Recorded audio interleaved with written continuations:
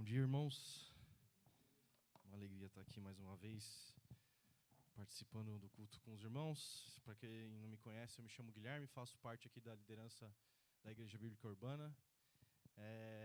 Hoje a gente inicia uma nova série de palavras, uma série baseada no livro de Efésios, que fala quem sou, aonde eu estou. E o título dessa série é bastante interessante porque talvez você esteja exatamente em uma dessas duas situações que eu vou descrever agora. Você pode achar exatamente você saber quem você é, ter a certeza de que você está no lugar certo, que você está vivendo aquilo que você acha que é o correto, mas está completamente enganado e sem nem sequer perceber que isso está acontecendo com a sua vida. Ou você pode estar completamente perdido. Talvez por ter se convertido recentemente ou até mesmo por estar anos na igreja e não saber exatamente aonde que você se encaixa nesse papo de evangelho. E nos últimos sermões que nós tivemos aqui em Gênesis 3, se você estava aqui, você viu que nós falamos sobre maturidade, nós falamos sobre a queda, sobre como o pecado afetou as nossas relações, a nossa maneira de viver, o nosso relacionamento com Deus e até mesmo com nós mesmos. E se tem uma coisa que esses sermões do último mês nos deixaram muito claro, é que algo quebrou em nós. E que essa quebra ela vai ainda mais fundo do que a gente imagina. Mas hoje a gente vai um pouco antes disso. A gente vai antes de Gênesis 3, a gente vai antes de Gênesis 1, a gente vai antes de tudo o que nós sabemos sobre a criação. Porque existe uma pergunta que basicamente todas as pessoas se passaram por ela, ou que muita gente ainda tem tentado se perguntar, que é: quem sou eu? E tem gente que passa a vida inteira correndo atrás disso. Tem gente que passa a vida inteira correndo atrás do dinheiro, e eu não estou falando de quem quer dar uma vida digna para sua família, e isso é legítimo, e isso é responsabilidade por você querer dar o melhor para sua família. Eu estou falando daquele perfil de que nunca está satisfeito com o que tem, que sempre precisa de mais, que usa até a família como uma justificativa, mas que no fundo ele sabe que o motivo dessa busca é outra. O dinheiro ele vira a resposta para a pergunta do quem sou eu. E enquanto ele não chega no número que ele imaginava ser o ideal para a sua vida e para a sua família, essa resposta ela vai ficando em aberto dia após dia. Tem gente também que passa a vida construindo uma carreira, sempre estudando mais, sempre buscando um curso a mais para fazer, conhecendo tudo na sua área de formação. E para essa pessoa, só ser bom não é suficiente. Para ela precisa ser a melhor daquilo que ela faz. E isso não é ruim, você querer ser bom naquilo que você pratica. O problema é quando a busca fica desenfreada nisso. Então essa pessoa ela precisa chegar num patamar onde ninguém chegou. Porque no fundo a carreira ela virou a identidade dessa pessoa. Ela diz quem você é. E eu poderia aqui ficar listando diversos perfis durante o sermão inteiro, mas esse não é o objetivo do que nós vamos falar hoje, porque todos eles vão apontar para uma coisa muito clara. Nós queremos ser os autores da nossa história. Aquele desejo por mérito, por ser lembrado pelo que nós construímos. Aquela frase padrão: eu cheguei até aqui pelo meu esforço, pelas minhas escolhas. Eu me fiz chegar até aqui. E isso não é só simplesmente uma vaidade. É você dizendo que o primeiro capítulo da sua história, ele foi escrito por você mesmo. Mas a pergunta que tem que ficar na nossa cabeça é: será que é assim mesmo? Será que isso é assim que funciona? Porque Paulo, ele escreve aqui para os Efésios, que era uma metrópole gigantesca naquele tempo, uma cidade que sabia exatamente quem ela era, e que essa grandeza exigia que os habitantes soubessem quem eles eram também naquele tempo. Naquele tempo existiam também alguns perfis. E eu quero listar 3 com você para que isso fique no seu pano de fundo. O primeiro perfil que existia ali era exatamente o do cidadão romano. E o cidadão romano, naquela altura, ele tinha uma proteção legal. Ele tinha acesso aos tribunais, ele tinha a isenção dos impostos. Mas mais do que isso, você pertencia à história mais importante daquele momento.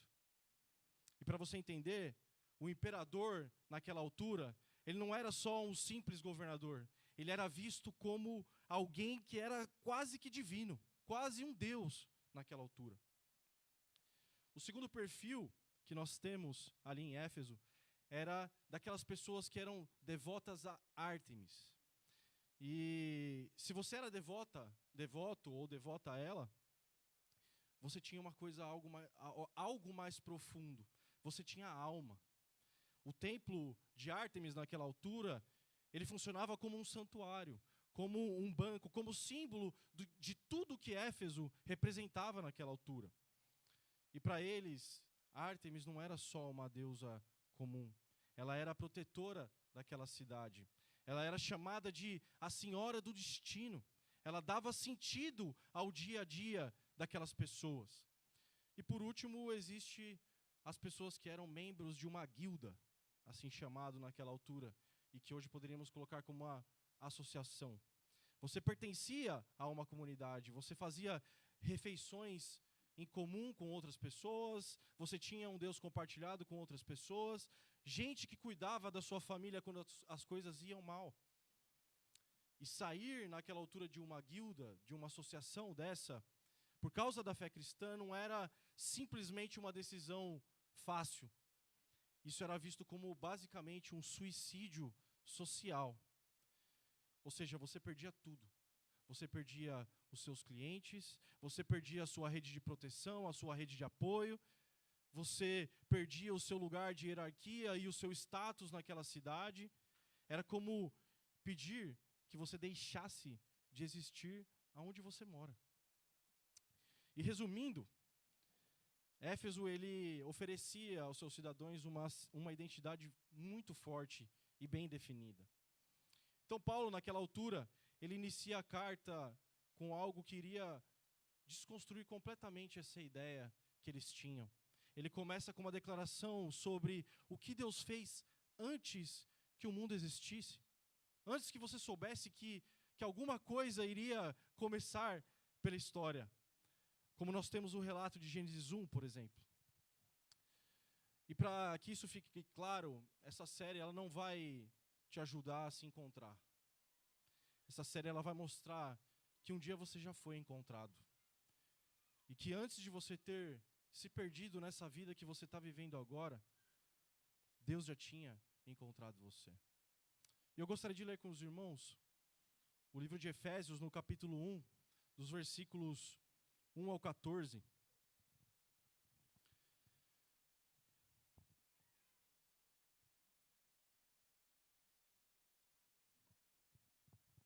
E diz assim: Paulo, apóstolo de Cristo Jesus, pela vontade de Deus, aos santos que vivem em Éfeso e são fiéis em Cristo Jesus.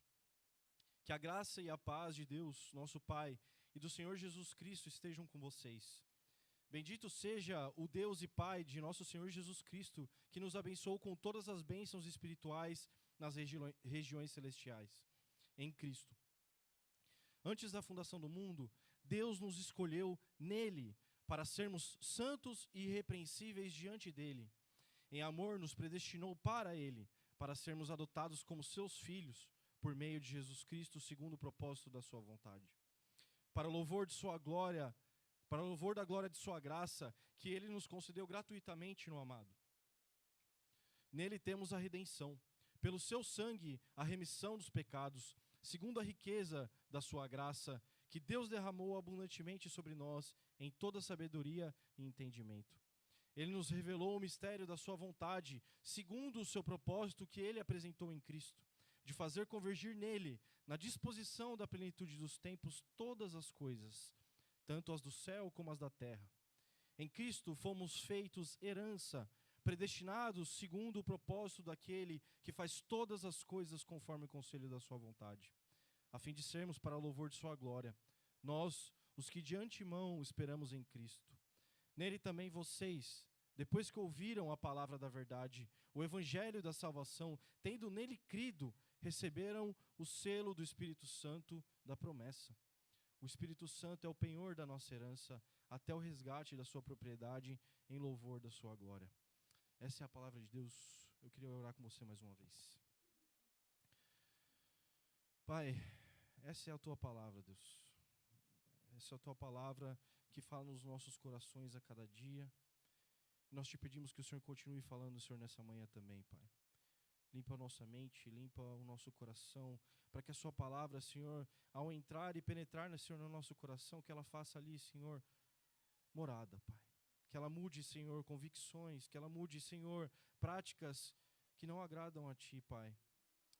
E que o Senhor nos impacte por essa palavra, Pai, que é tão rica e que nos traz vida, Pai, nessa manhã. Que nós possamos sair daqui diferente de como nós chegamos. É isso que eu te peço, no nome de Jesus. Amém. Bom, irmãos, Paulo, ele inicia essa carta trazendo toda a autoridade e até revelando a sua identidade para falar àquele povo de Éfeso. Paulo, o apóstolo de Cristo Jesus, pela vontade de Deus. E, meus irmãos, por diversas vezes, a gente já viu essa saudação em outras cartas de Paulo. Se você olhar lá em Coríntios, se você olhar lá em Colossenses, se você olhar lá em Timóteo, todas essas introduções e saudações vão estar basicamente do mesmo jeito. Isso pode fazer a gente ler essa parte do texto como simplesmente um protocolo, como se fosse um rodapé do e-mail, escrito lá atenciosamente. Mas nessa carta, e nesse contexto que Paulo está escrevendo, essa saudação ela tem um peso diferente. Paulo ele escreve para uma cidade onde a identidade era tudo. A identidade ela te definia. Onde a primeira coisa que as pessoas queriam saber de você era de onde você vem e a quem você pertence. Qual era o seu clã naquela época. E as respostas vinham sempre de fora para dentro. Ou seja, a cidade te dava um título ou uma posição naquela altura. E nessa introdução, duas coisas, duas coisas nessa frase, elas merecem a nossa atenção. E a primeira delas é de onde vem a autoridade de Paulo. Porque Paulo não diz que ele é apóstolo eleito pela igreja. Ele não diz que ele é apóstolo eleito por mérito próprio. E ele também não diz que ele é apóstolo porque ele estudou, fez teologia, porque ele se esforçou e ele chegou lá. Paulo diz que ele é apóstolo pela vontade de Deus. A autoridade que Paulo fala não é dele. Ele não se fez apóstolo, ele foi feito apóstolo por Deus. Isso não é apenas humildade, é de fato uma declaração profunda e teológica que prepara tudo que vem a seguir do que ele vai falar ali para aquele povo. Porque pensa comigo, se Paulo, que é Paulo, que escreveu metade do Novo Testamento, que plantou igrejas em quase todo o Mediterrâneo, que teve uma experiência com Deus que poucos foram relatadas aqui na Bíblia, se ele não pode reivindicar a sua autoridade como uma conquista própria, então como nós podemos pensar que a nossa identidade pode ser construída por nós mesmos? A segunda coisa que esse texto nos traz de interessante é o que Paulo era antes dessa vontade de Deus agir sobre ele. Obviamente o texto não fala sobre isso, mas se você abrir lá em Atos 18:3, fala que Paulo era fabricante de tendas. Isso quer dizer que ele já havia participado desse mundo de guildas, de associações que nós falamos no início. Ele conhecia esse sistema por dentro.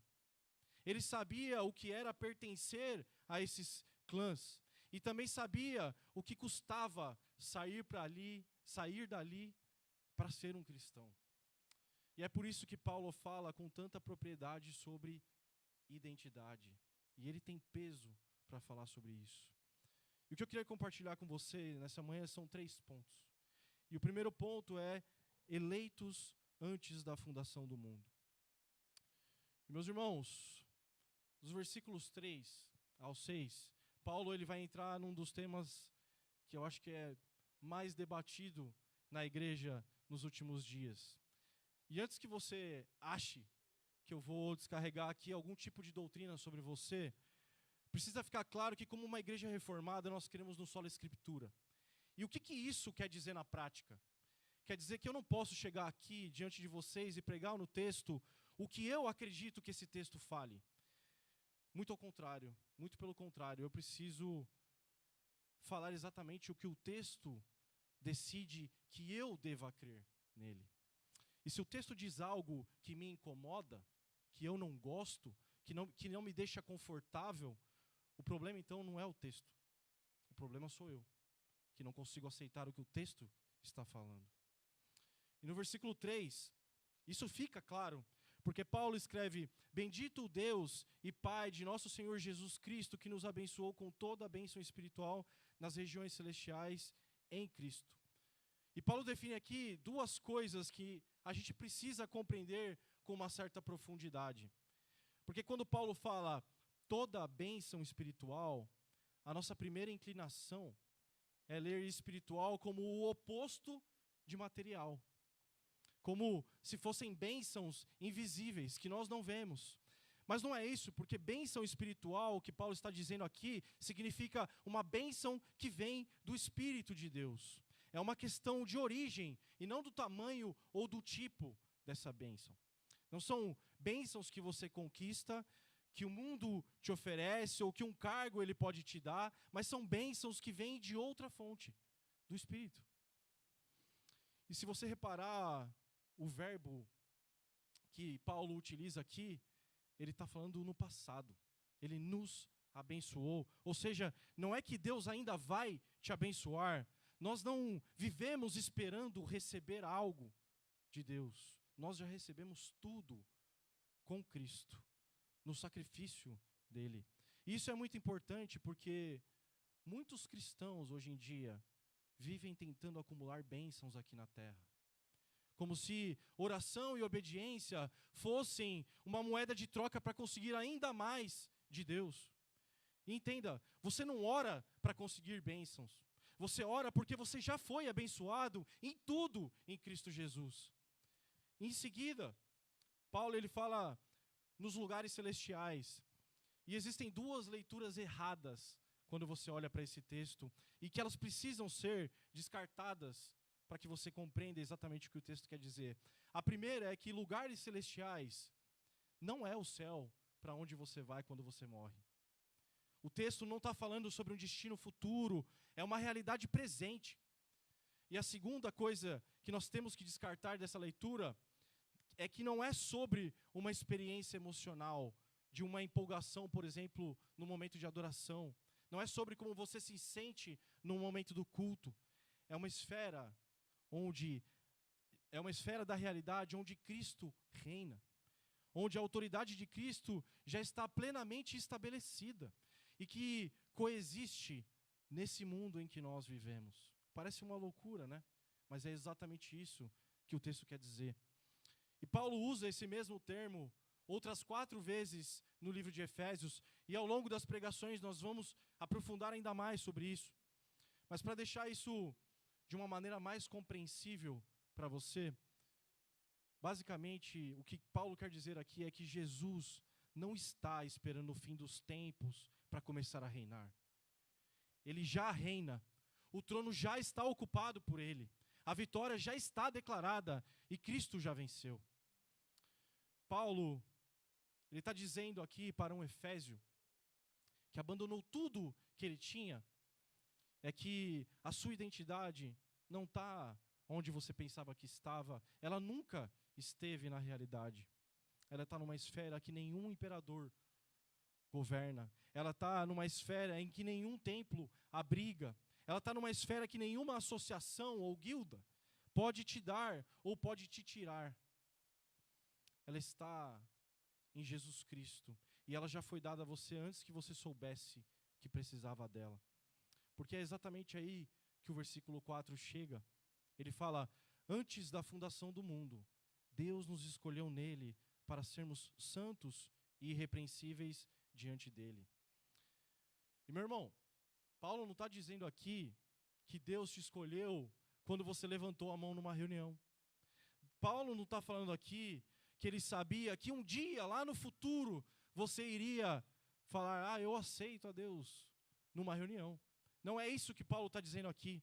O que Paulo diz é que antes que o mundo existisse, antes que você fosse criado, antes que você tivesse qualquer mérito ou qualquer falha, Deus te escolheu.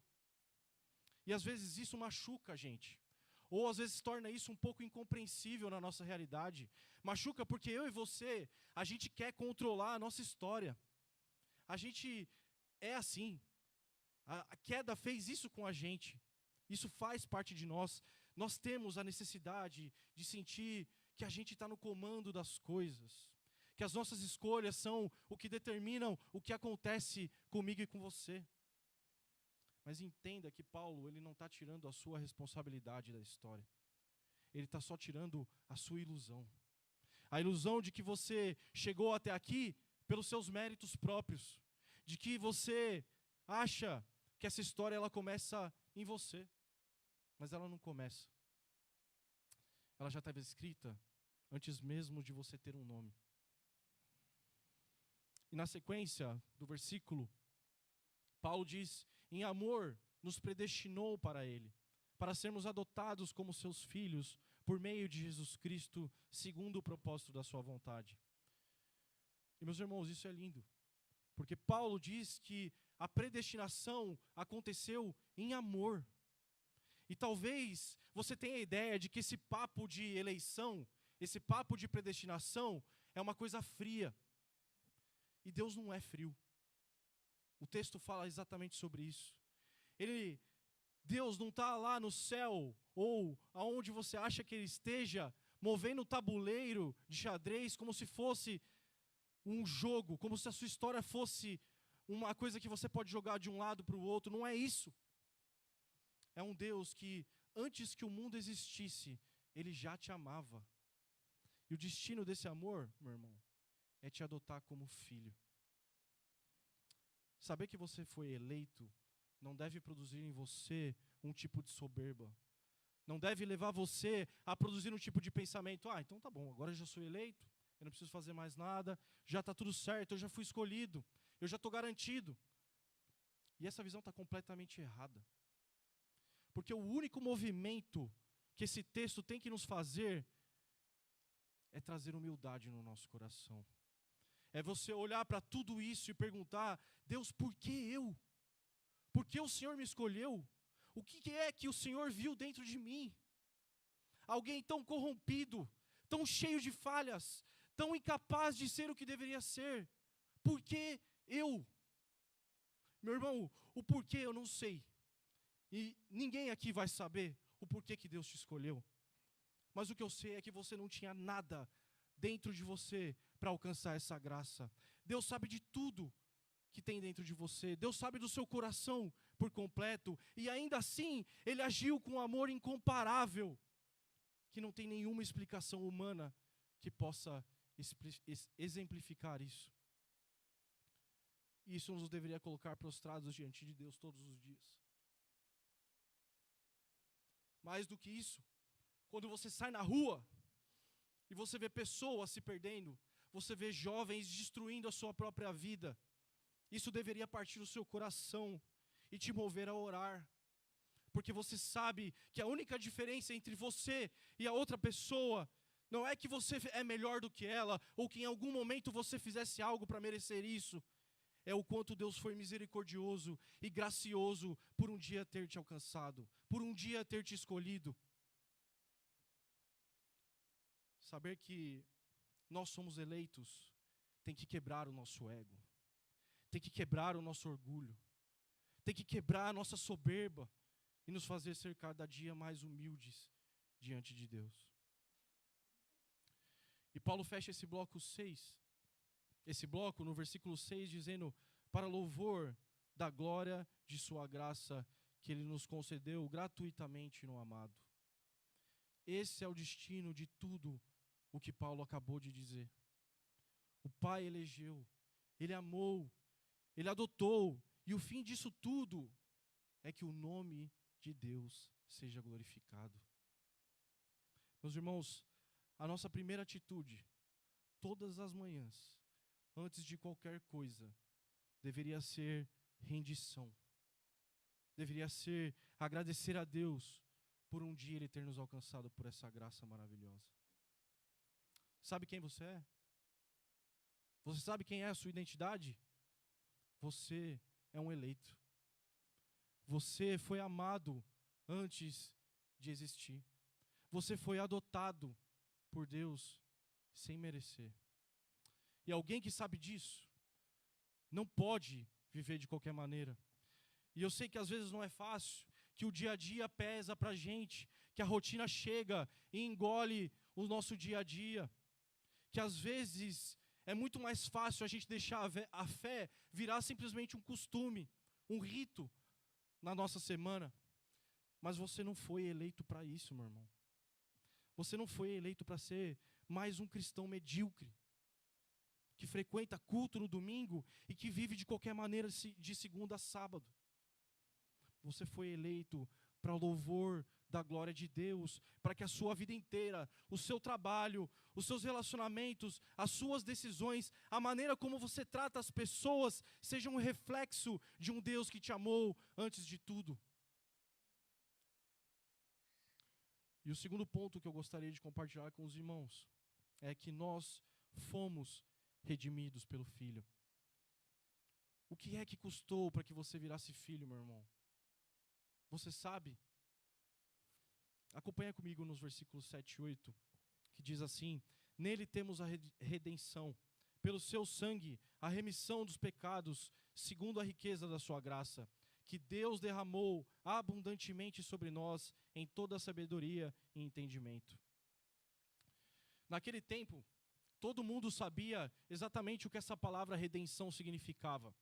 Redenção era o ato de libertar um escravo mediante a um pagamento. Você entrava lá no mercado, encontrava o escravo que você queria, você pagava o preço ao dono e esse escravo ele poderia ser liberto. Paulo ele pega essa imagem e ele diz que é exatamente isso que aconteceu conosco. Você não estava apenas perdido ou confuso. Você não estava apenas precisando de uma orientação ou de uma segunda chance na sua vida. Você estava preso. E havia uma dívida a ser paga. Havia um preço pela sua liberdade. E esse preço foi pago com o sangue de Jesus Cristo. E é somente por isso que hoje nós somos perdoados. Mas será que você acredita nisso? Será mesmo que você acredita nessa verdade? Porque essa pergunta ela nos coloca de frente a um dilema. Existe uma diferença enorme entre saber que foi perdoado e viver como alguém que foi perdoado. E pode ser que você tenha chegado aqui carregando uma culpa de algo que você fez no passado. Um pecado que continua repassando na sua cabeça, como se você ficar se punindo fosse compensar o que você fez, como se a sua autopunição fosse completar o sacrifício de Cristo ali naquela cruz. Mas, meu irmão, Cristo já pagou o preço pelo pecado. Você não precisa ficar se remoendo. O texto diz claramente a remissão dos pecados. São todos os pecados, não são alguns pecados. Então deixa de carregar esses pecados que já foram pagos ali na cruz, porque continuar carregando uma dívida que já foi paga não é humildade. É simplesmente uma desconfiança do que Cristo fez ali naquela cruz. E Paulo emenda o versículo 8, e o que ele diz tem que confrontar a nossa maneira de viver. Porque existe nos nossos dias um perfil de cristão que é como se vivesse, que vive como se a graça de Deus fosse um recurso limitado. Como se cada pecado fosse consumindo um pouquinho do estoque disponível. Como se em algum momento Deus olhasse para o seu histórico e dissesse: olha, eu já te dei muita graça. Agora dessa vez você já foi longe demais. Imagina se fosse assim. Tem um comentarista de Efésios, que chama Osborne, e ele diz que quando nós chegarmos no céu, ficaremos impressionados ao notar o quão pouco da generosidade de Deus realmente nós utilizamos. Nós dependemos de nós mesmos muito mais do que nós deveríamos. Nós não compreendemos essa graça por completo, meu irmão. O problema nunca foi a quantidade de graça disponível. O problema era o preço que precisava ser pago. E esse preço já foi pago de uma vez por todas, através do sangue de Cristo. E nos versículos seguintes, Paulo revela algo maior. Ele diz, ele nos revelou o mistério da sua vontade, segundo o seu propósito que ele apresentou em Cristo, de fazer convergir nele, na dispensação da plenitude dos tempos, todas as coisas, tanto as do céu como as da terra. E Paulo fala aqui de um mistério, mas não é esse sentido de mistério que a gente conhece nos dias de hoje. Mistério é um plano que estava escondido e que agora, através da obra de Cristo, ele foi revelado. Mas que mistério é esse que Paulo está falando aqui? É de fazer convergir, é de fazer reunir, é de fazer centralizar todas as coisas em Cristo Jesus. Pensa no que o pecado fez. O pecado não apenas te corrompeu, ele fragmentou todas as coisas. Nós vimos lá em Gênesis 3, a história de tudo se dispersando, se perdendo do centro. E o plano de Deus, revelado através da obra de Cristo, é exatamente o oposto disso. Não é apenas perdoar os pecados individuais de cada um, ou salvar almas, mas reunir aquilo que foi disperso, restaurar o que foi fragmentado, trazer todas as coisas de volta a um único governo em Jesus Cristo. O que Paulo quer dizer aqui, e o que ele está trazendo aqui, é exatamente trazer a imagem de alguém reunindo capítulos soltos ao longo da história de um livro e colocando eles na ordem certa. Da história, de uma história que parecia não ter sentido nenhum, mas que ela vai sendo reorganizada em torno do centro, que é Cristo Jesus. E pode parecer que não, mas isso de fato muda a maneira como nós enxergamos a nossa vida.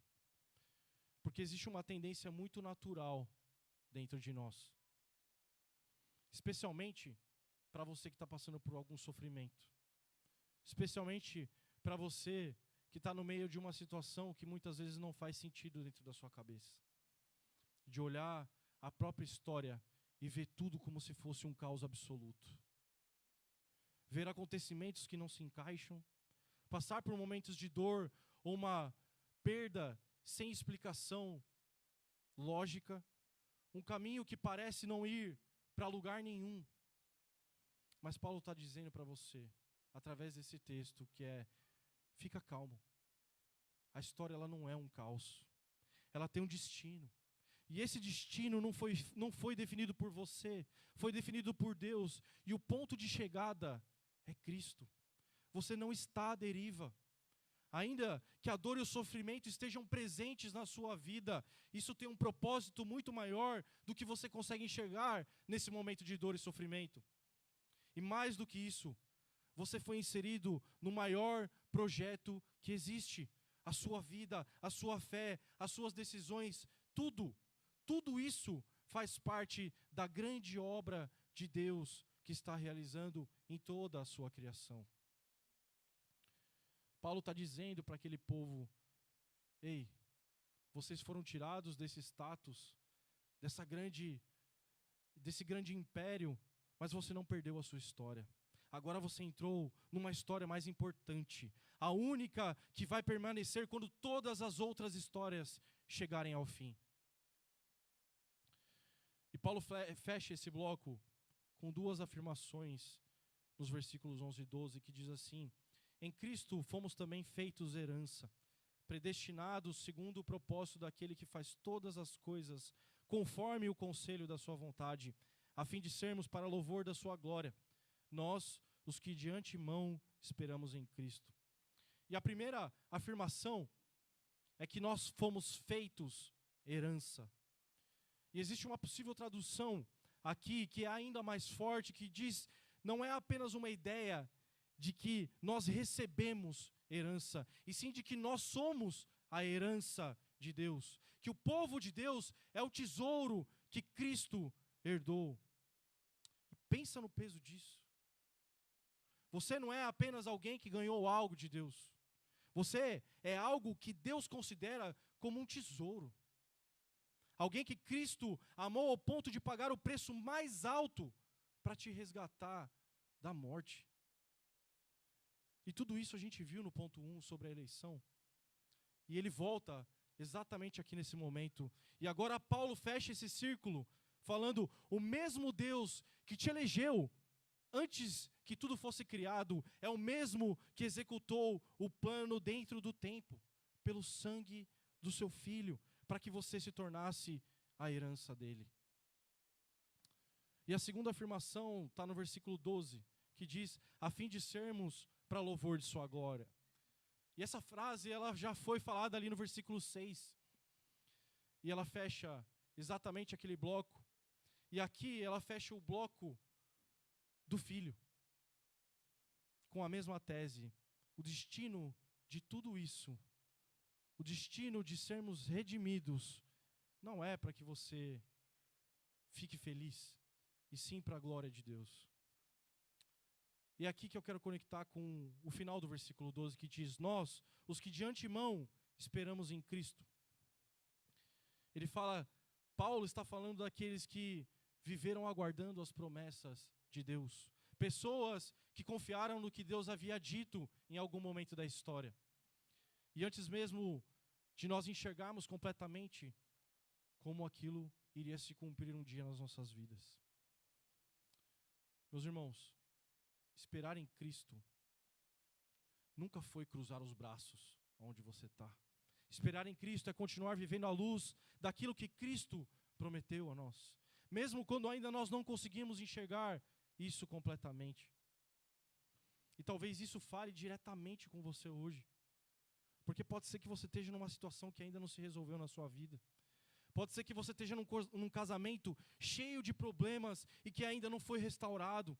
Pode ser que você esteja passando por um sofrimento recente e que ainda não teve nenhuma explicação. Mas escuta bem isso, meu irmão. Viva com a convicção de que o Deus que executou o plano da redenção dentro da história, que entrou no tempo, que pagou o preço pelos nossos pecados, que ressuscitou, esse mesmo Deus está no controle do que você ainda não consegue ver na sua história e na sua vida. E a história, meu irmão, ela só tem um centro, e é Jesus Cristo. E é pela graça que você foi inserido dentro dessa história. Então nós vimos que o Pai elegeu antes do tempo, o Filho redimiu dentro do tempo, e agora a gente chega ao terceiro ponto que fala que nós fomos selados pelo Espírito. E nos versículos 13 e 14 diz, nele também vocês, depois que ouviram a palavra da verdade, o evangelho da salvação, tendo nele também crido, receberam o Espírito Santo da promessa. O Espírito é o penhor da nossa herança, até o resgate da sua propriedade, em louvor da sua glória. E Paulo abre esse versículo 13 com uma sequência que vale a gente olhar. Ele diz, vocês ouviram a verdade, vocês creram na verdade, e então vocês receberam o Espírito que sela isso em vocês, que sela isso no seu coração. Paulo, ele está descrevendo exatamente o caminho que as coisas funcionam. O evangelho chega, a fé responde, e aí o Espírito sela aquilo que o nosso coração está disposto. E o selo, ele não é o ponto de partida, é simplesmente a confirmação de algo que já aconteceu no seu coração. E essa palavra que Paulo usa aqui no selo é interessante porque tinham duas funções. O selo naquela altura, ele tinha uma ideia de propriedade. Então, você selava algo que era seu, uma carta, um envio de documentos. Se você era um comerciante, você selava suas mercadorias. O selo dizia, basicamente, isso pertence a mim. Ele tinha as suas iniciais. A segunda função do selo era a proteção, que algo que estava selado não podia ser violado. Só poderia ser aberto pela pessoa que pode abrir aquilo. E a relação que Paulo constrói aqui é bem simples.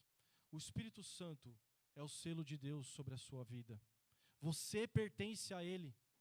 E o que Ele selou, nada e nem ninguém consegue abrir. Então Paulo, no versículo 14, ele não diz apenas que o Espírito é o selo, mas também diz que o Espírito é o penhor da nossa herança. E essa palavra tinha um significado naquele mundo. E Paulo coloca isso de propósito, porque o penhor era o adiantamento que garantia que o restante da sua mercadoria, do seu pedido, ele viria depois. Era a primeira parte de um pagamento que garantia que esse acordo que você fez com uma pessoa, ele seria cumprido. Paulo está dizendo que o Espírito Santo que habita em você não é uma herança completa, é simplesmente o começo dela. É Deus colocando em você agora a garantia daquilo que ainda será plenamente revelado. Ou seja, a redenção ainda não terminou, mas ela já começou nos nossos dias. O Espírito Santo é a prova viva de que Deus terminará aquilo que Ele mesmo começou na minha e na sua vida, meu irmão. E eu preciso falar com você nessa manhã que porventura tem vivido com medo de perder a sua salvação. Talvez você acorde todas as manhãs se perguntando se você ainda está salvo, ou se a cada pecado que você caia, isso te gere uma crise e você fala, será mesmo que eu ainda sou salvo? Será? E talvez você tenha vivido todo esse tempo à beira de um abismo, pensando que em qualquer passo falso que você desse, você iria cair nesse abismo. Paulo diz aqui que você já foi selado. E não que você selou. Foi Deus quem selou isso em você. E o penhor já foi dado como garantia. Esse contrato, meu irmão, ele não se desfaz por um breve momento de fraqueza na sua vida. Porque aquele que assinou esse contrato, ele assinou com o seu próprio sangue e nada pode apagar a sua assinatura desse contrato. Meu irmão, a sua segurança, ela não está na constância da sua fé, ela está exclusivamente na fidelidade de Deus ao que Ele prometeu. Mas eu também quero falar com você que depende de experiências emocionais para saber se o Espírito Santo está dentro de você. Que num domingo de culto mais fervoroso, sente a presença de Deus com intensidade, mas que numa semana difícil, numa quinta-feira que necessita que você esteja com os seus joelhos no chão diante de Deus, você pensa que a emoção foi embora e que você foi tomado pela rotina, e aí a dúvida começa a vir e você fala, será que o Espírito Santo ainda está dentro de mim? Porque eu não estou sentindo nada. E aqui Paulo não diz que você vai reconhecer o Espírito pela intensidade da sua experiência. Ele diz que você já recebeu o selo, e isso é no passado. Você não recebe hoje, amanhã, depois de amanhã, você já recebeu esse Espírito. Então viva como alguém que recebeu esse Espírito. Isso quer dizer, meu irmão, que o Espírito não entra e sai de você conforme a temperatura emocional do seu dia ou do culto. O que foi dado por Deus, ele permanece na sua vida. O seu sentimento, ele é real. A sua experiência, ela é real. Mas a segurança, ela não pode estar ancorado naquilo que varia na sua vida. Ela precisa estar ancorada naquilo que não varia. E o que não varia é o decreto de Deus. O sangue de Cristo. E o selo do Espírito Santo na minha e na sua vida. E Paulo, ele fecha esse bloco falando pela terceira vez, em louvor da sua glória. Paulo, ele não quer deixar nenhuma dúvida daquilo que ele está falando. Você foi eleito por Deus. Você foi redimido pelo Espírito Santo. E você é selado pelo Espírito. Você foi redimido por meio de Jesus Cristo. E você é selado pelo Espírito. E o fim de cada uma dessas obras não é para a sua felicidade. Não é para a sua segurança. Não é para que você se sinta realizado. É para o louvor da glória de Deus. Para viver, pare de viver a fé como se fosse sobre você. Comece a viver como alguém que foi encontrado. Alguém que foi resgatado e selado por um propósito muito maior do que qualquer história que você poderia ter escrito por conta própria. E talvez não foi a primeira vez que você já tenha ouvido sobre isso. Talvez você já tenha ouvido alguma pregação, talvez você já tenha sido apresentado a esta carta de Efésios. Mas o que isso mudou em você? Não hoje, não agora, mas o que isso mudou na sua vida? No jeito com que você acorda todas as manhãs, no jeito que você trata as pessoas, no jeito que você olha para a sua própria história. Porque existe uma diferença enorme entre conhecer sobre a eleição e viver como alguém que foi eleito. Entre saber que você um dia foi redimido e viver como alguém que teve a sua dívida quitada. Entre conhecer sobre o Espírito Santo e viver com segurança de alguém que foi selado por Ele. Talvez você foi eleito, mas ainda vive tentando construir a sua própria identidade. Tentando provar que você merece, tentando ser o autor da sua própria história, que um dia já foi escrita antes mesmo de você existir. Talvez você já foi redimido, mas ainda carrega a culpa de dívidas que já foram pagas na sua vida. Ainda se pune por pecados que o sangue de Cristo já cobriu naquela cruz. E talvez você também já foi selado, mas ainda vive com medo. Vive esse medo de não ser suficiente, medo de perder tudo que você tem, medo de que Deus um dia desista de você. Meu irmão, viver assim é desconfiar do que Deus fez através da obra da cruz. E hoje eu te convido a parar. Parar de viver como um órfão quando você foi adotado. Parar de viver como um escravo quando você foi resgatado. Parar de viver como alguém que não tem garantia nenhuma, sendo que você já foi selado pelo Espírito Santo de Deus. Você não foi eleito para viver uma vida medíocre, meu irmão. Você foi eleito para viver para louvor e glória de Deus. E essa resposta, ela começa agora. Ela começa hoje no seu coração. Não quando você se sentir suficientemente espiritual. Não quando a sua vida estiver completamente organizada. Ou quando você finalmente resolver aquele pecado que você guarda no seu coração e que te envergonha. Mas como uma vida inteira, entregue para louvor da glória dele. E concluindo, talvez você tenha vindo aqui hoje por curiosidade. Talvez você tenha vindo aqui hoje porque você vem todo domingo. Talvez você tenha sido trazido por alguém aqui. Ou talvez você nem sabe explicar muito bem por que você está aqui hoje. Mas uma coisa eu quero te dizer, não é acidente que você está aqui. A gente não acredita no acaso. A gente acredita num Deus que escreve a história. E eu não sei o que Deus está fazendo na sua vida nesse momento. Eu não sei o que te trouxe até aqui. Eu não sei o que você está carregando, o que você está fugindo, o que você está tentando construir na sua vida.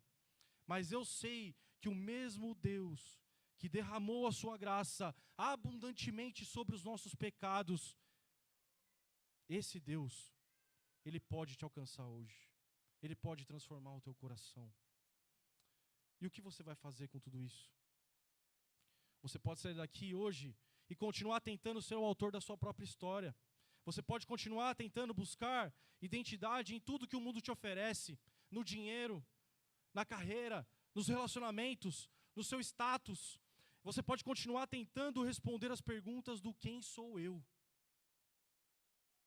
Ou você também pode parar hoje e reconhecer que a resposta para essa pergunta, ela já foi respondida. Que ela foi escrita antes da fundação do mundo e ainda assim, Cristo vive no seu coração. Meu irmão, há um Deus que te conhece melhor do que você se conhece. Que Ele viu tudo o que há dentro de você, o seu coração, as suas falhas, tudo, absolutamente tudo. E Ele enviou o seu Filho para pagar o preço que você não poderia pagar. E isso é o Evangelho. Não é uma lista de regras para você se tornar melhor.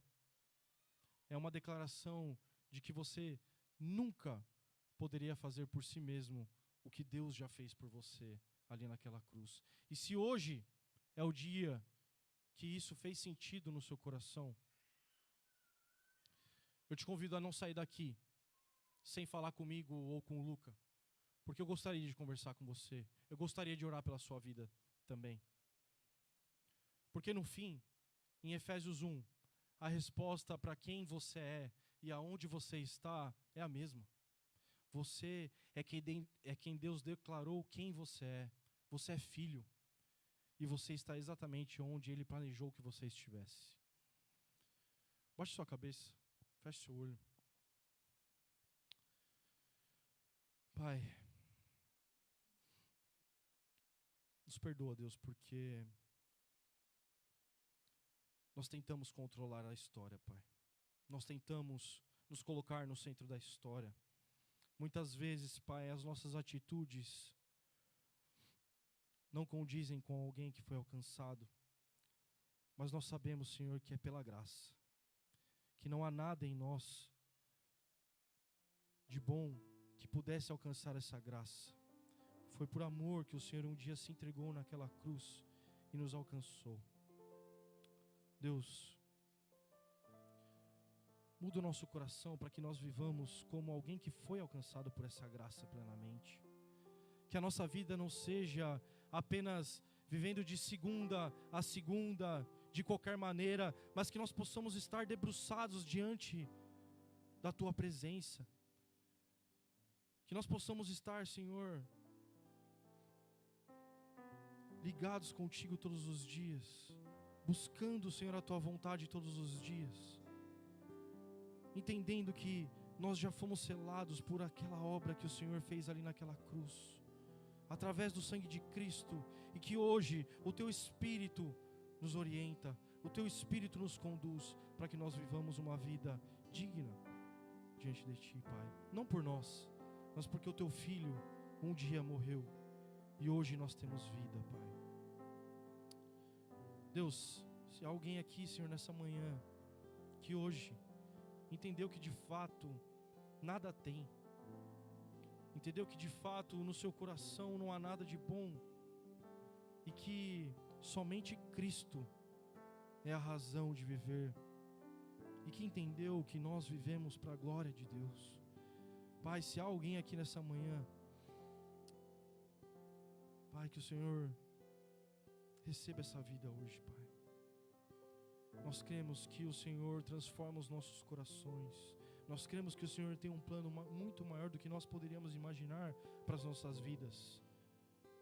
E nós compreendemos, Pai, que mesmo falhos, o Senhor nos ajuda a caminhar até o dia que o Senhor volte. E é isso, Senhor, que nós oramos e te agradecemos, Senhor, nessa manhã, Pai. Em nome de Jesus. Amém.